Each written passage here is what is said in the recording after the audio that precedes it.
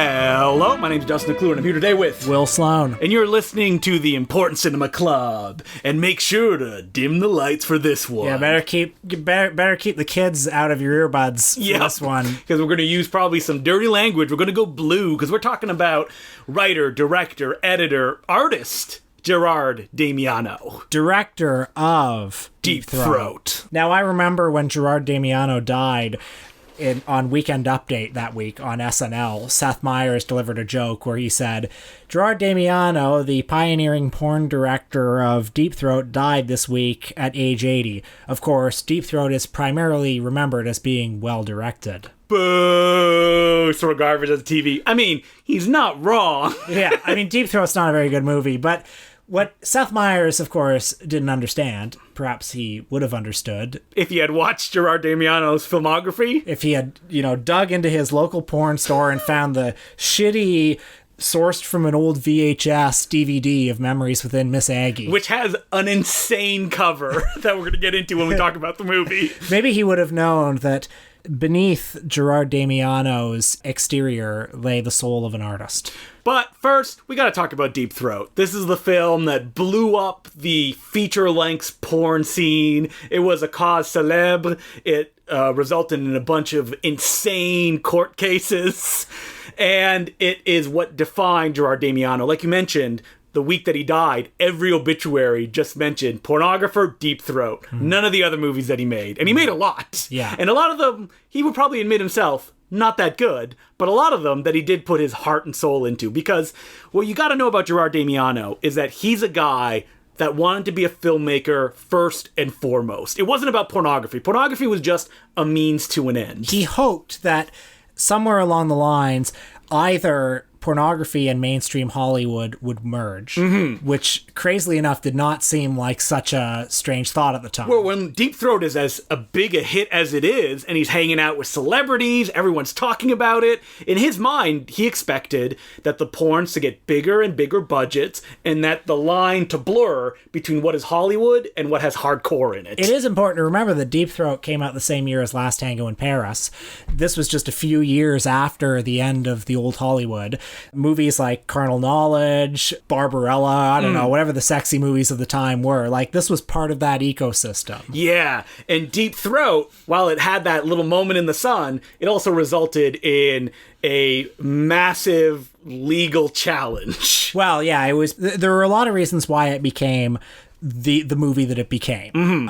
Part of it was, one of its innovations was that it actually probably was the best porno movie that had been made up to that point. And you gotta understand that Deep Throat is a movie, like we said, not very good. Very goofy, and some people would say that goofiness is what made it attractive and interesting, because porn before then was most often stag loops. Yeah. Little loops of people having sex with each other that you would watch and pleasure yourself to, and then move on. At a fraternity party or a bachelor party or something like that. But only around 1970, after obscenity was redefined as something was obscene, according to the Supreme Court, if it was wholly without socially redeeming value. And, if it's wholly without it, Deep Throat has a story. Yep, that's right. Therefore, is it wholly without socially redeeming value? Perhaps, but you know what? We'll prosecute it anyway. Well, so it probably was, in the upper echelon of porn movies that had come out up till that time, because it had a story, sort of, and it had humor, and it looked sort of like a real movie, and it had acting. Shot in 7 days.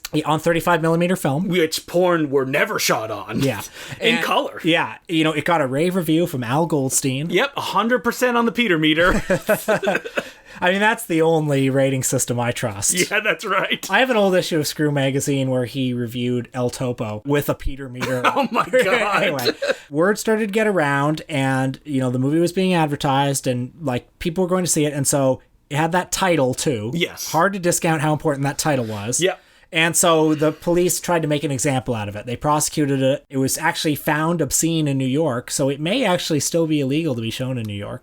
I think that's one of the rules that, technically the same laws that were used to prosecute it are still on the books and could be brought against any pornography if some prosecutor wanted to go after it. Well, because in 1973... the Supreme Court redefined obscenity to community standards. Specific communities in the United States could rule what was obscene according to their community standards. Yep, okay, sure, whatever.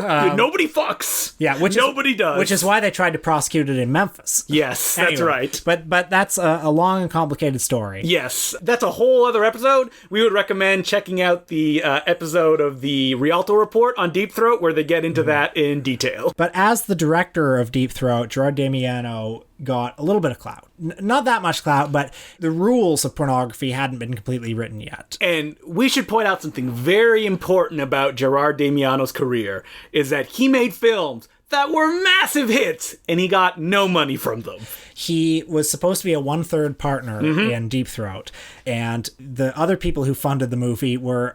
criminals. Yeah. Don't shake your hand in the air. Shady people. And when a journalist asked him, well, why did you sign over your share for $20,000? The movie's made millions. Wasn't that kind of a bad deal? He said, listen, do you want me to have my legs broken? Or be thrown in a lake somewhere in the back of a trunk? And this basically happened over and over again, because who was funding these movies? Gangsters, shady people. It was the only way that he could get his movies made was by working with shady people, and then the shady people would backstab him. And it's the classic problem of, okay, I made a hit, and then the next movie I have to make a hit with less resources. Yeah, and somewhere along the line he thought, well, one of these movies is going to elevate me to Hollywood. I am going to be discovered and found as the genius that I am. And Gerard Damiano, he got started not as a filmmaker. He didn't come out of like school being, I want to make movies. He actually started as a hairdresser and owned a hair salon. And then through his accountant, he ended up working on pornography films, because this was a way to get into the industry. It's important to know that Gerard Damiano lived and worked in New York. He didn't live in LA. He worked in New York, which was a tougher film town. And it was also the mecca of porn in the early 70s. Like, that's where you could make movies, and that's where they played, because they played at grindhouses. And, many filmmakers who became prominent worked in porn in some capacity. Wes Craven, of course, Abel Ferrara. But because Deep Throat was such a massive hit, Gerard Damiano did not have that luxury of someone like Radley Metzger, who wasn't in the spotlight, I feel, like Gerard Damiano was. Well, Radley Metzger changed his name, too. He went by Henry Paris. He did. And he also, Radley Metzger had a whole canon of movies that he made that were softcore, or were above-ground, respectable movies in some way. And Gerard Damiano never had that. He made one straight film for the same... less than legal people who funded Deep Throat, called Legacy of Satan, and it's not good. It's unfortunate, because I feel a lot of people who are interested in his career go to that movie first, because I'll start with the straight one. And it looks like what a porn director would make if he made a straight picture. Very claustrophobic, the camera doesn't move very much, the story is very all over the place. Another barrier, I think, to appreciating Gerard Damiano as a filmmaker is that he is a porn filmmaker, and his movies... Like, I think with Radley Metzger, you can watch something like the opening of Misty Beethoven, and there's something in Radley Metzger, I think, where he sort of almost keeps a distance from the sex. I would almost say that, like, in Misty Beethoven, the sex is very kind of matter-of-fact, as if, like, he's showing you it, and then he wants to just move past it, but it's still pretty lengthy. I guess so, but, like, Misty Beethoven has so many scenes of, like, people dressed in fine Oscar Wilde clothing as they're getting their dicks sucked, basically. But, like, if you look at a film like Gerard Damiano's The Story of Joanna from 1975, like, I think that is probably his best constructed film, and the pornography in that, he is very meticulous with it. It's not like, all right, let me get the low angle of it going in, let me get the side angle. Like, he's trying to tell a story through these sex scenes, which are still hardcore and very lengthy. And, like, I think you've got to, in some way, in approaching him, I mean, it's difficult to talk about pornography in critical terms, right? Because, you're going to Does it get you horny? Well, Al Goldstein's got a point when he rates things on the Peter meter. Yeah. I mean, these movies are intended to arouse you, and oftentimes his aesthetics are working in that service. So maybe we should talk a little bit about his big follow-up, not his immediate follow-up, but his next major movie after Deep Throat, The Devil and Miss Jones. And this is the other, like, big hit that Gerard Damiano made. And it'd be funny that, like, at this point, I feel like the sky was the limit for him, because, like, you do Deep Throat, huge hit. Devil and Miss Jones, huge hit. And then the next movies that he goes, none of them were really hits. Yeah. And for reasons that we'll talk about. But The Devil in Miss Jones, I feel like if you're talking about someone like Gerard Damiano, this is the movie people picture, which is essentially just a series of sex scenes. While his other pictures have stories, and he's trying to, like, kind of modulate it, Devil in Miss Jones is just, like, a tableau of weird sex. Well, it's an evolution from Deep Throat. You can see him experimenting, and you can see him, like, it's like a stepping stone to where he would later go. It's his adaptation of Sartre's No Exit, of course. Yes, a very loose adaptation, I think it's fair to say.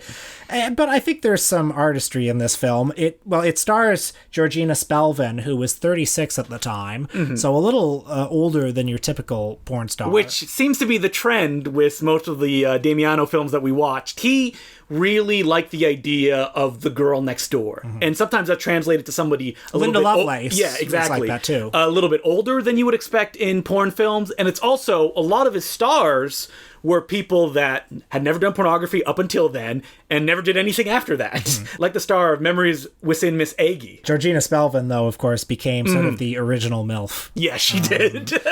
But she plays a lonely spinster who decides to take her own life. And the first 5 minutes or so of the movie were often remarked upon in reviews at the time. There's a 3-star review from Roger Ebert, for example. Like, Devil and Miss Jones was actually, like, pretty well received by mainstream critics when it came out. Those first 5 minutes is a woman completely, like, lost in life, so she sits in a bathtub and graphically slits her wrists. You know, there's no sex in those first few minutes, and it's very moodily shot and moodily scored. And it's sort of announcing itself from the get-go, this is a serious film. Yeah. This is a real, this is not just porn, it's art. And then smash cut to hell, and man, the sex of time starts. Well, we're in hell, and it's upstate somewhere. Yeah. But it's quite well shot. Yep. Very soft lighting, and she is told by, you know, whoever is at this way station between Earth and hell. It's like a purgatorial state. He says, well, unfortunately, on a technicality, you have to go to hell because you killed yourself, even though you've never sinned. And she said, well, shucks. I mean, if I'm going to go to hell, I want to go for a reason. I mean, I would love to have, let's just give me 30 days of utter decadence. And he says, you know what? I think we can arrange that. Yeah. And the movie, I would say, it's not just one sex scene after another, because there's an escalation. Yes. Right? I mean, so it is one sex scene after the other, but escalating sex scenes. Because, man, at the end, there's a snake. There's a snake. There is, well, I mean, it starts with her being trained or initiated into this life of decadence by Harry Reams. Yep. Playing some sort of figure, some spiritual guy. And there's lesbianism, there's masturbation. I'm not going to say every act. Every act that's in the movie. Listen, we don't want to rate this podcast on the Peter meter. You got to tame that stuff down. But folks, let's just say it gets more extreme as it goes along. And then finally, she starts as a spinster and she ends as a very sort of hard, tough woman. And then she ends up in a bare white room with, who is it? Gerard Damiano. Giving one of his customary Hitchcock-style cameos. And as I was watching this movie, with my one free hand... Okay. Hey, serious. You're right, serious. But I actually do think this is kind of a good movie because... Georgina Spelvin is very good. I think she plays both poles of the character well. The spinster and the hard When woman. you see her at the beginning, right before she commits suicide, you could not imagine this person doing hardcore sex scenes. Yeah, exactly. And when I say that Damiano's aesthetics are in service of the erotica, I mean, there are a lot of scenes.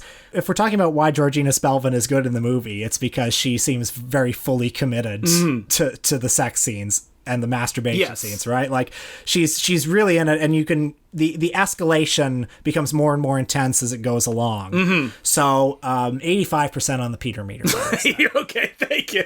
That's my opinion. So what would you rate his? I don't think it was his follow-up, but it was made very close to it. Memories Within Miss Aggie. Yes. Well, this is a really interesting movie, and Vinegar Syndrome has just put this out on a restored Blu-ray. Looks beautiful. I remember renting this movie from Suspect Video many years ago. Did it have the absurd cover that you sent me? It did. The cover is just like this generic orgy shot.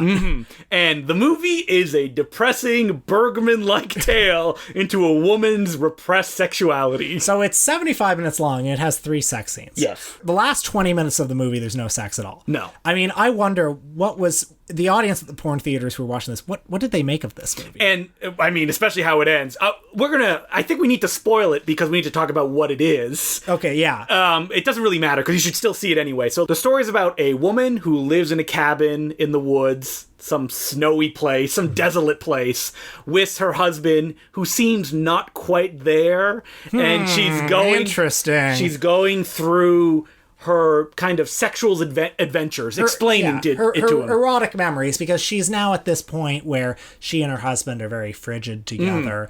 And they look old as well. Yeah. They're not like young, sexy people. Yeah, and it's like, how did we get to this point? And she has 3 separate flashbacks, remembering 3 different versions of herself. And she's played by 3 different actresses. And the husband is played by 3 different actors. Yes. Including Harry Reams. Yep.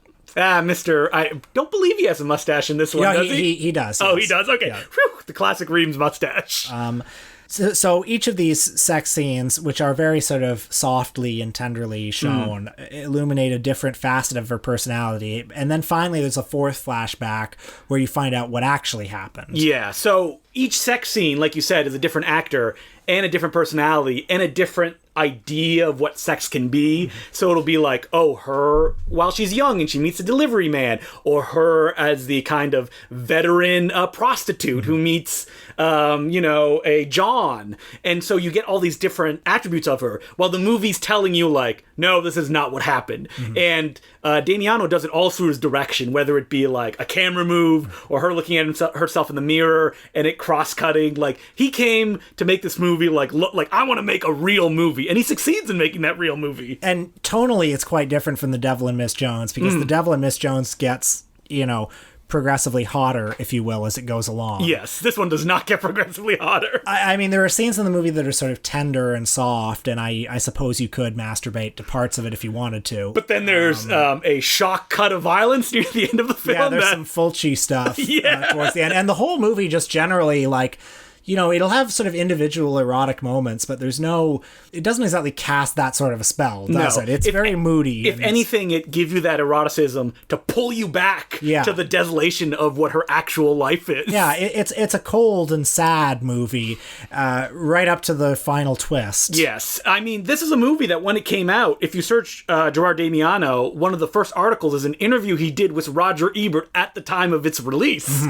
Like, you could feel that he felt that he was like going up the stairs and he's going up to the next level. And in that interview with Roger Ebert, he is quite dismissive of porn as a genre. He says something like, well, the only thing that's kept porn going on this long is all the censorship. People want to giggle, they want to do something naughty, and they want to do something against authority, but I frankly don't think sex looks all that interesting on screen. Yeah. And something in Damiano's movies, if you watch a bunch of them, is you can see him trying to find ways to make sex look interesting. Well, one of the ways that he approaches it is from a thematic angle. Like, a lot of his movies deal with the idea of what is sex and what is love. And the characters themselves are continually discussing this, like in his best movie, The Story of Joanna, which came out in 1975 and starred Jamie Gillis, who is, porn god number from one. Misty Beethoven, of course, yeah. And also has Terry Hall as the main woman in the film. Now, so Damiano wanted to adapt the story of O, which had come out in the 50s, and there was no way he was going to get the rights, so he basically did his own adaptation. Yeah, it's a BDSM story where Jamie Gillis plays this very sophisticated and emotionally austere millionaire, very, very dashing, dark figure, a real 50 Shades of Grey kind of guy. Yeah, that's right. That's exactly what the movie is. And one day he's out at a swanky hotel bar, where in fact you can see Gerard Damiano at the bar giving his customary cameo. Yep. And he notices this fetching young woman come in, and he knows this is a woman that I can possess. Yeah. And so he invites her over to his palatial manor, and he decides to take her under his wing for a progressing series of educations. It's that kind of a story. Yes, but it is beautifully shot, beautifully paced as well. I mean, I would really love to see this movie on a restored version, because the version I watched on tubepornclassics.com. Yep. It was, I believe you watched the widescreen version, right? I watched the full screen. Okay, so you watched the version that's actually in the right order, because a company named Alpha Blue put it out on DVD, and they got the reels in the wrong order. So, painful. I mean, this is other than Vinegar Syndrome and people like Distribpix, that's usually the treatment that pornography gets, right? Well, it's tragic because, I mean, it is a beautifully shot movie, and, you know, if you were being uncharitable to Damiano, you would say it's his most pretentious movie.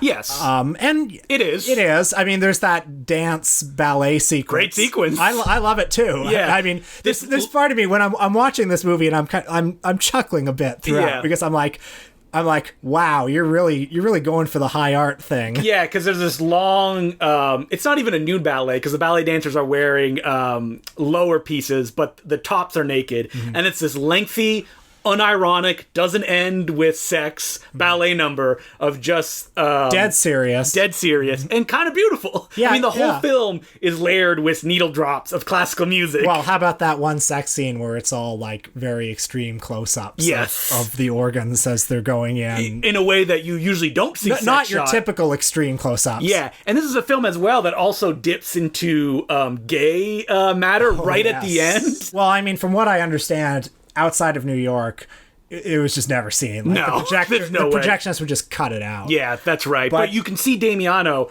the story he wants to tell is very clear in his mind. This is not something to layer on a bunch of sex scenes on. And he doesn't even just shoot them competently. I think he shoots them very well. Like, even during like a normal hardcore sex scene, there'll be like a dolly move across because he's trying to give some visual information that you wouldn't know. A lot of his sex scenes in his best movies are also defining the characters. The way that they're reacting in the sex scene actually matters within the plot. And again, that scene with the extreme close-ups, you can sense him being kind of like, I'm bored with shooting sex. Yes. What's a new way to do it? I mean, the film's big emotional climax of the story of Joanna is the woman having her hair cut. And he shoots it like it is the worst thing ever, even though at this point, like, orgies have happened and other things like that. But it's all about identity and what sex actually means to a couple or the individual. And I think that's really fascinating. And it sucks that you can only see it in the worst possible version. Yeah, it's too bad. I hope we get something better. I mean, I think that Vinegar Syndrome is digging into that Damiano catalog, because they're also going to release the film that's probably his most famous one after the story of Joanna, Let My Puppets Come. Well, that's his all-puppet porn movie. Yes. Wait, they have real dicks, right? Well, no, just felt dicks? It's puppet dicks. Yeah, Okay. There's no actual sex in Let My Puppets Come. I mean, there are two different strands. There are a few different strands of his career, but the two big ones are there are these very moody, dark, depressing movies that he made, and then there are the extremely goofy movies that he made, like Let My Puppets Come. Yes. Which there's no human sex in it. No, just puppets. It's all puppets, except I think Al Goldstein makes a cameo. But aside from that, it's all puppets. It's long been available only in a 45-minute version, but Vinegar Syndrome has just found the 75-minute version. And I gotta tell you, I've never wanted it to be longer than 45 minutes. But maybe the good stuff is there. That'll structurally explain everything else going on. I've pre-ordered the Blu-ray, of course, because you have to support this. I mean, Vinegar Syndrome also put out Skin Flicks, one that is not often mentioned in his filmography. Because the thing about Gerard Damiano is he made so many films, and a lot of them are just not available. Like, he talks about, have you seen Portrait that he made? I've seen a very shitty version of Portrait. Yeah. I don't think the elements exist anymore, probably. No, a lot of the films, the elements just don't exist. So you can see it on a VHS rip. But he's like, for a period in his career, he is experimenting and doing different things. I watched one this week, and actually a pretty good version called Odyssey, The Ultimate Trip, which is, maybe his most pretentious movie. Yeah. And it's a 3-part movie where, like, in the opening credits it says, in the beginning you are born, in the end you die, in between is life.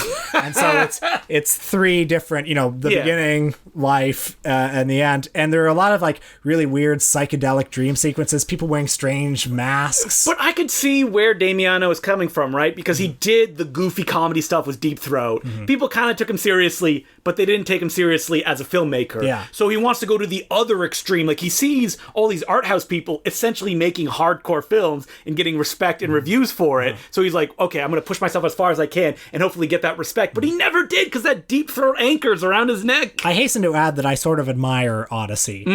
I mean, you got to hand it to him. He really went for it. Yeah.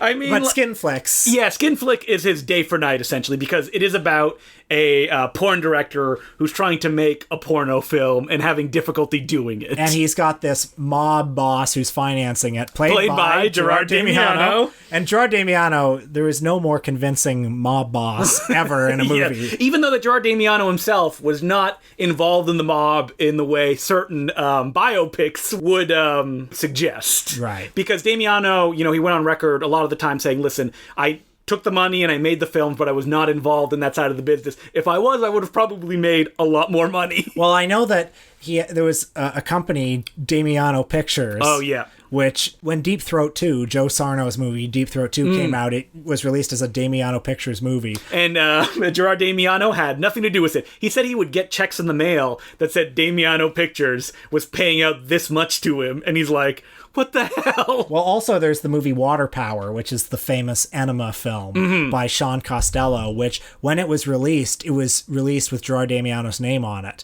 And when Sean Costello was asked about it, he said, oh yeah, like the boys downtown, they basically owned Damiano. Like, they could put his name on it and he couldn't do anything about it. What a nightmare. Yeah. I mean, like, Damiano, like Skin Flicks, I don't think it's a great movie, but I think it's a really interesting one. Yeah. And when you hear about it, you're like, yes, because it did have one of his downer endings. And at this point in his career, the producers are like, all right, cut it out. So the film actually ends very abruptly. And you're like, wow, what's going on? But, like, it's fascinating in the way that instead of telling like a linear story of making a porn film, you get all these snapshots of people. It's kind of like Boogie Nights, but without any of the like, wowee artifice. And tied together with this story of this frustrated, misunderstood artist who just wants to make a great porn film. At the same time, you get the story of a actor in pornography who she doesn't want to like do sex scenes or anything like that on these new films. And then at the end, there's a vicious sexual assault by Jamie Gillis. Playing a crazy porn fan.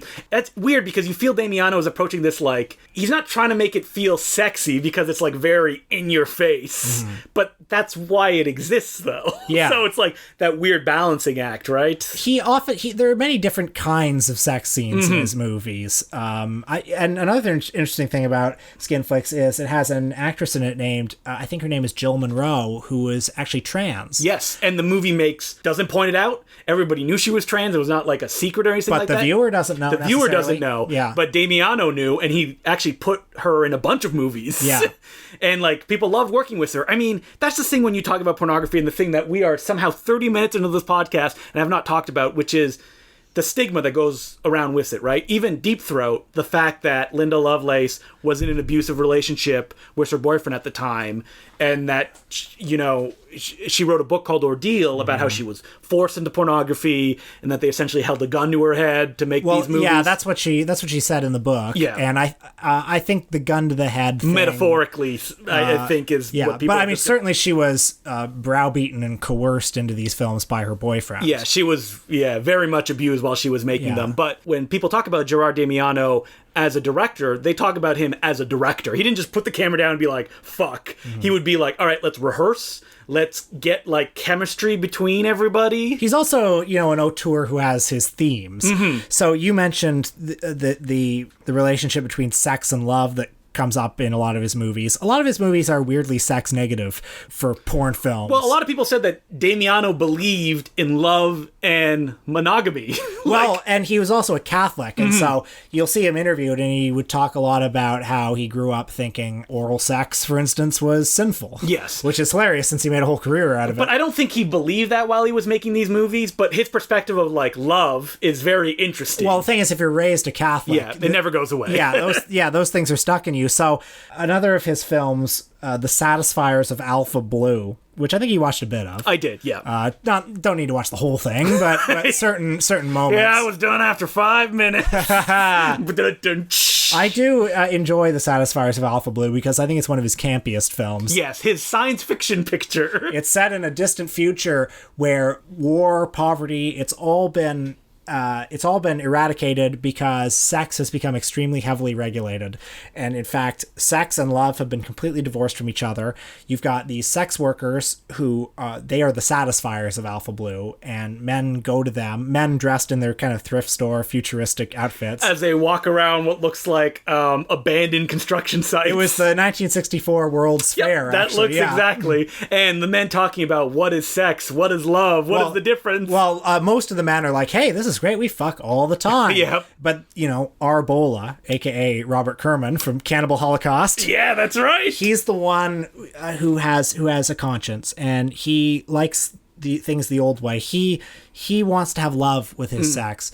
And there's one satisfier who he falls in love with, but she is very firmly committed to the satisfier lifestyle. And the movie climaxes with, figuratively and literally, with them having very passionate sex and her realizing through the act of sex. Through the act of sex. Where did you just look deep into my eyes? She does love him. Yeah. One of the funny things about The Satisfiers of Alpha Blue is, even though it's one of his most moralistic movies, it's dense with sex. Oh yeah, it has so much sex in it. Well, there is one more movie that I want to mention that I watched this week called Consenting Adults, which came out, I think, in 1982, a year after Satisfiers of Alpha Blue, and it's kind of a Mondo-style documentary. And he made quite a few documentaries, like one called Changes. Which is great, actually. Yeah. Changes is an interesting sort of sexual revolution movie from the late 60s. But Consenting Adults is hosted by Annie Sprinkle and Veronica Vera, who would later become noted sex educators in addition to being performers. Yep. And it's just a series of vignettes about their sexy friends and their friends' sexy desires. It's done in a sort of documentary style, but there are things in it like, Annie Sprinkle and one of her friends, it's like, hey, we're going to show you what a labia piercing is like. And you see a labia piercing. Or there's a dominatrix scene with Jill Monroe, and there are one or two trans performers in the movie.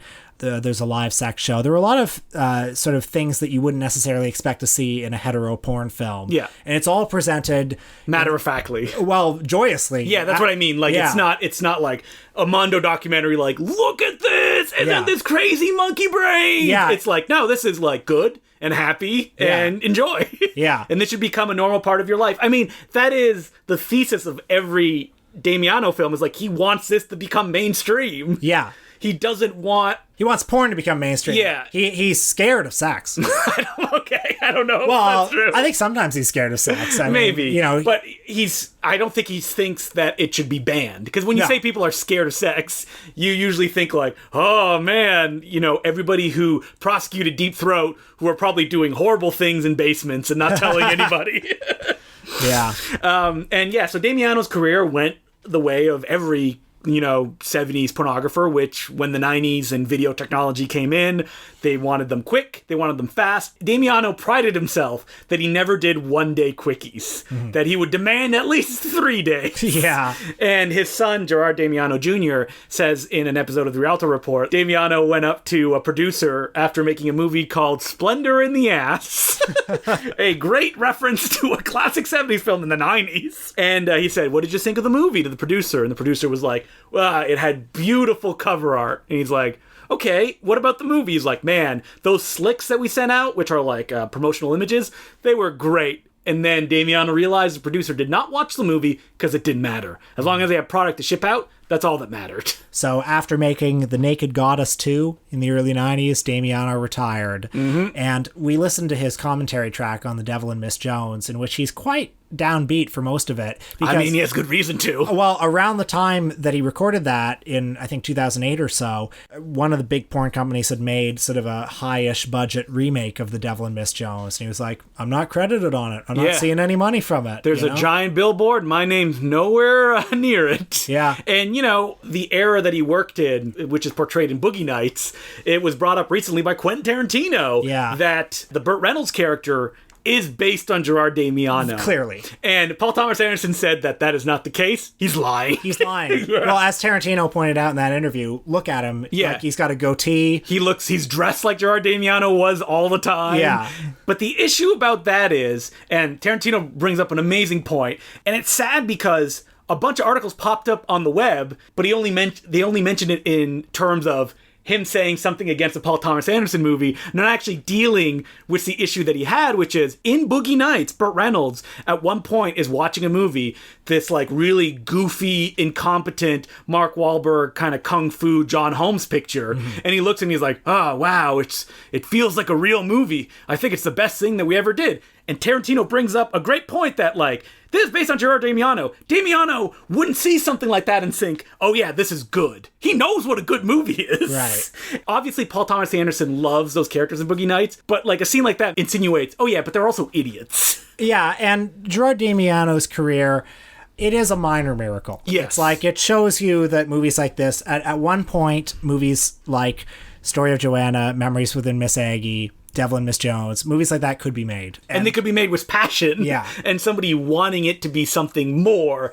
than just something that people whacked off to. They could not be made anymore. No. It was just a brief confluence of the circumstance and the man. And Damiano is someone who stands alone in the idea that, like, he made only hardcore films, while most people, like Joe Sarno, who was the Bergman of the softcore and also made hardcore, he had like an early period where those were his like Bergman pictures. Yeah. Damiano, he was in the thick of it. His first or it was like a third feature film, but the first like release widely blew up. And he was in hardcore for the rest of his career. So Gerard Damiano is worth discovering. He's worth reclaiming, but you got to get down in there in the muck to do it. Yeah, so I would recommend, if you really want to get in there, you're going to have to go and watch a crappy version of Story of Joanna. Make sure you don't watch it in widescreen. Number one, that's not the aspect ratio it was shot in. They cropped it on the DVD.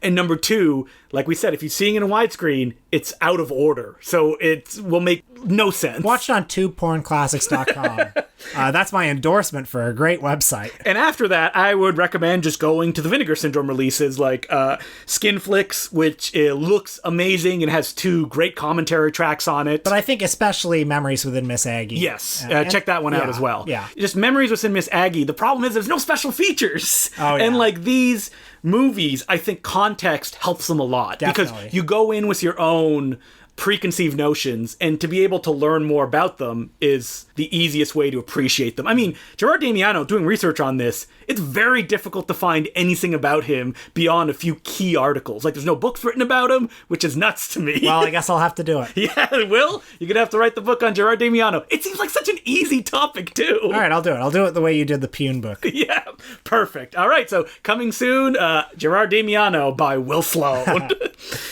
Well, that's it for Gerard Damiano, but we have more content on the Patreon. What did we watch? So this week was the Patreon's choice. We picked the name out of a hat, and the listener asked us to watch The Watermelon Woman. So we checked that movie out. It's a movie that's been on my list a long time, and it's a really fascinating movie, especially if you've never heard about it. So check that out on Patreon, patreon.com/theimportantcinemaclub. It's $5 a month. You get our entire back catalog and a new episode every week. Well, as I light a cigarette after that vigorous Gerard Damiano session, I'm just covered in sweat. Let's cool off with some listener mail. Do we have any letters? Why, yes, we do have letters, Will. And as per usual, you can send us letters. I knew we did. At importantcinemaclubpodcast@gmail.com. You got to keep this charade going, though, to make it work. Our first letter is from Michael Carroll, and it goes, Justin and Will, just heard your discussion of Scorsese's The Irishman, and whether you planned on streaming it or seeing it in theaters. Did we talk about that? We did. I completely forget what I talk about. Wanted you just blank out. Yeah, just flush it, out of my mind. Wanted to share one of my favorite experiences seeing a film ever. I went to see The Departed in Midtown Manhattan when it was first released to a packed theater. I'll never forget when Leo DiCaprio stepped off the elevator and got shot in the face in the third act. Whoops, spoiler warning. The theater was completely quiet. Could have heard a pin drop for 5, 10, 15 seconds. Then suddenly, from one of the back rows, a slow applause began. Then 1 or 2 more folks started clapping, and then over the dialogue of the film, and to an even more stunned audience, these guys started chanting, "Fuck the police," for a bit, and then it died down. Anyway, love New York City, end of story. Fuck the police, Michael Carroll. I remember that Departed. I know exactly what scene he's talking about, and it did not fail. I must have seen it twice in theaters to generate laughter in the audience. Wait, so in this guy's letter, they were cheering that Leonardo DiCaprio died. Okay. But I think the specific scene he's talking about, too, is, do you remember in The Departed there's a big wide shot where like 7 people get killed one after the other without a cut, and it plays comedically because so many people are dying. And I remember every screening, like, you hear just a little bit of laughter, which gives permission for everybody else to laugh and start laughing. And that made me think, like, Did you ever see any movies that, like, the ending, like, the audience kind of turned against it? Oh, yeah, I can think of two. In a bit that we didn't talk about before. Wink. Hey. I'm breaking the magic again.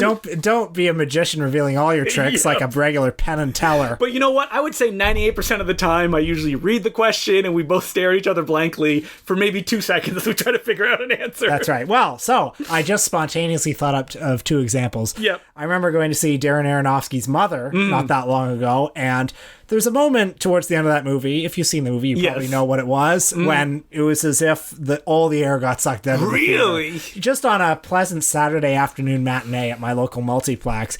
Pretty busy, in fact, and it was like there was this gasp, and you could feel everybody was really not into what had just happened. Which is weird, because at that point the film is, I mean, that is a very visceral, gross scene, but the film is so hallucinatory at that point. Well, yeah, but there are certain things, there are certain lines, right, that people are not ready to cross. That's right. And that movie crossed a line for that particular audience, and on the way out, it was like dead silence. It was like a funeral. Like the classic James Wan film, Dead Silence. I was thinking of, like, movies of reactions like that, and all I could think about was movies that, like, where it ends and the audience is more, like, angry, like, what was that? That's it? I mean, you brought up Salt, the Angelina Jolie film. Does it end with to be continued? It ends basically with a cliffhanger. Yeah. Oh, man. And Will also brought up, but then I stole it from him because I remembered from my childhood, the Super Mario Brothers ending where Princess, is it Peach in the movie? Daisy. Princess Daisy kicks open the door and is like, Mario Brothers, we need you. And they're like, yeah. And they look at each other. And as a kid, I was like, wait, is there another Mario Brothers movie? What's going on? I thought the story was done. There could still be. Yeah, that's right. Let's pick it up. Yeah. If I were an eccentric billionaire, I would do whatever it took. Like Netflix, like a long gap Mario Brothers sequel. I would call up John Leguizamo and I would say, listen, how much does it take? We're making Mario 2. I mean, biggest problem is that Bob Hoskins is dead. Holograms. But we can write him out. It's like, oh, he died in the transition. Oh, yeah, he wasn't a real Mario brother. Here's your real Mario brother, who's played by, I don't know, Kevin James? Yeah, sure. Yeah, why don't we just make it an Adam Sandler joint and do it under their contract? Oh, by the way, my other example that I was going to say was War of the Worlds, the Steven Spielberg movie. Yes. When his son reappears at the end, the audience was audibly displeased at the Rainbow Woodbine Cinema in 2005. Yep, because they were like, oh my God, this is... I remember seeing that movie and being like, what? He's alive? Like, how could this be true? Bullshit. Yeah, it's bullshit. I mean, you can read into Minority Report, oh, it's just a dream. The color scheme changes, but, like, it feels like reshoots forced by a studio. Oh, also, seeing Inherent Vice at the Times Square Boxing Day show. That's right, you talked about that. Was one of the worst movie-going experiences I've ever had. I love those, like, big, wide releases. I mean, the same thing with The Witch when it played. Yeah. Remember, there was, like, when I saw it, it was a packed audience, and they did not know what to make of it, and they just left being like, what was that? I don't get it. Yeah. So, you know, give the masses Marvel movies. That's all they want is the answer to this question. That's right. Well, thank you very much for sending this letter, and as per usual, send us letters at importantcinemaclubpodcast@gmail.com. So, next week, what are we doing, Will? We will be not looking at each other, which we often do as we record. Instead, we will be looking outside the window. We will be looking at the world around us. Yes, specifically. The city around us, Toronto. Toronto, Canada? Ontario? Right. That's right. The place that is the home of the Important Cinema Club. Also the place where many movies have been shot and a few movies have been set. And we're actually going to talk about the ones that they're set in Toronto. What does it mean to be set in Toronto, Canadian city? Why aren't there more movies set in Toronto, considering that in the tax shelter era, everybody shot movies here, but it was always No Name City, USA. What are some of the movies we'll be discussing? We're going to be talking, of course, Scott Pilgrim. We're legally obliged to do that if we bring up Toronto on film. If you're a Torontonian who's our age, and, you know, maybe a white male. And all of his friends are in the movie, but I'm not. We're also going to be talking about Don McKellar's Last Night. Oh boy, you can't mention Toronto on film without that one. And we'll also be watching a movie that nobody talks about called Rip Off, even though that it's the sophomore effort of the director of Going Down the Road, and is actually just a teen sex comedy set in Toronto. One that, after I watched it, I actually sent it to my father and said, hey, does this remind you of being a kid? Because it was set in the place where he grew up, and it has a very Toronto feel to it all. So... listen, and then come visit Toronto. Yeah, come visit us. Hopefully Listen, we're doing this because TIFF is coming up and we need to, get in on that. Don't visit us. No. Just visit the city. Just visit the city. And make sure to become a Patreon subscriber and to visit all the things that we do. But don't come speak to us. Yeah. Also, we expect the episode to be retweeted by TIFF. That's right. Yeah, because that's what we want. Toronto on film. What does it mean? We haven't got a lot of support from TIFF. No, they didn't even retweet the episode we did on TIFF. Well, we don't need them. No, we do need them. Retweet us. Look at all the followers they have, man. Yeah. We'll play into their games. It doesn't matter. They'll retweet this Gerard Damiano episode. Yeah, Gerard Damiano. All right, so until then, my name's Justin Clue. I'm Will Sloan. Thanks for listening. So, it's the Important Cinema Club back matter, people that have passed away section. Celebrity Death Watch. Yep. If you had Peter Fonda on your Deadpool, he is gone. Recently passed away. Someone that most people, when they heard his name, went, oh, didn't he die years ago? Oh, I didn't think that. I was aware that he was alive because when he died, I felt kind of sad when he died because it's one of those things where, like, okay, that whole generation is going to die now. Yep. Your Nicholsons, your Beattys. Nicholson is going to live beyond everybody else somehow. I don't know. It doesn't look like he's taking good care of himself. I know, but it's the opposite. That slovenly lifestyle. Did you see that amazing Onion article that, like, people have screen grabbed it so it looks real, where it says Nicholson drops chili on courtside? Yeah, I thought it was real. So believable. Yeah, and Peter Fonda, an actor who hasn't been in many, I would say, major works lately. Not lately, but like he pops up every now and then. I think is the last. Wild Hogs. Wild Hog. Was he in Easy Rider 2? I was told just yesterday that he was in it briefly, which I was stunned to hear. Was it a Bruce Lee style, like a photo, or a God of Gamblers, like stock footage from another movie? I don't know. Maybe he Skyped in his cameo. I'm surprised Peter Fonda never showed up in a Frank D'Angelo movie. I'm very shocked that didn't happen. But hey, I don't want to make fun of Peter Fonda because I like Peter Fonda. And he was in all the eras that we liked. Not only was he part of New Hollywood, but he was also part of the Corman era right before that. I mean, The Trip. Yeah, The Trip. Classic film. Yeah, drugs are bad if that ending that was imposed by AIP means anything. And of course, Easy Rider, Yeah. Great. Is he in The Terror? I believe. No, he's not. Jack Nicholson is. Jack Nicholson's in The Terror. But yeah, I mean, Peter Fonda was the one who introduced Roger Corman to LSD. Yeah, and, yeah, that's right. I mean, what a legacy. I mean, I remember, of course, seeing Peter Fonda like 10 years ago on those late night infomercials for... did you ever see these? If you were up watching TV... The man just passed away. At like 3 a.m. I'm saying this out of love because I do like Peter Fonda. Yeah. It'd be on at 3 a.m. and it'd be one of those CD compilations of like, swinging tunes from the 60s or something. Is he like dancing? No, but he'd like have a leather jacket and he'd be in front of like, a mystery machine, kind of like a Shaggin' Wagon thing. Wait, wasn't Peter Fonda the villain in Nick Cage's Ghost Rider film? Yes, he was. Oh, God. Yeah, and there'd be like lava lamps and shit. Yep. And he'd be like, hey, I'm Peter Fonda. The 60s were a time of flower power, doing your own thing, and revolution. And that's what we're here to celebrate with swinging sounds of the 60s. I want to see them release like the Orson Welles style outtakes of those like sessions where he's like, fuck it. Why am I doing this? This is bullshit. Throwing the glasses to the ground. I mean, he has a massive body of work that is undeniable that has left an impact. An Easy Rider, changed the world. Yeah. So somebody else passed away, and that's animator Richard Williams. An animator that was very prolific in commercials and other short form stuff. But when it came to feature films, didn't do that much stuff in the sense that, like, he was that good. Well, he's most famous, I think, for two things. Yes. One of them is the animation on Roger Rabbit. People point out that, like, it could not have been done the way that it was if it wasn't for Richard Williams. I mean, he wrote the textbook on animation. Like, when you would start an animation class, you would get his, like, how to animate book. And he was a guy that, and it was his downfall as well, is that he did not believe in doing anything that wasn't one frame of animation per one frame of film. That's how he animated everything. Wow. And he was also a master of perspective because when Robert Zemeckis was making Who Framed Roger Rabbit, all the animators told him, listen, you got to lock the camera down. That's the only way we can animate it. And Richard Williams was like, those people are just lazy. I can work with perspective. Do whatever you want, and I'll figure it out. The camera can move all over the place, and they will feel like they are in that moment. Well, he certainly succeeded. Yeah. I mean, I think Roger Rabbit is still unsurpassed. As far as anime, yeah, 100%.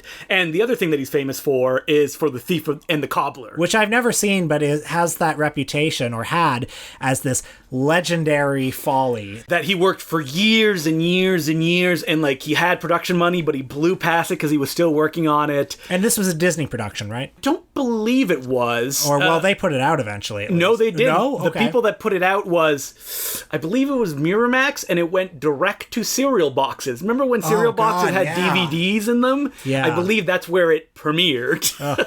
And so The Thief and the Cobbler was a movie that Richard Williams worked on endlessly, and thankfully some super fans have spent decades putting together like the master version, thanks to work prints that showed up on E-Mule at one point. Nobody knows where they came from, and the available versions. I haven't watched probably the newest version.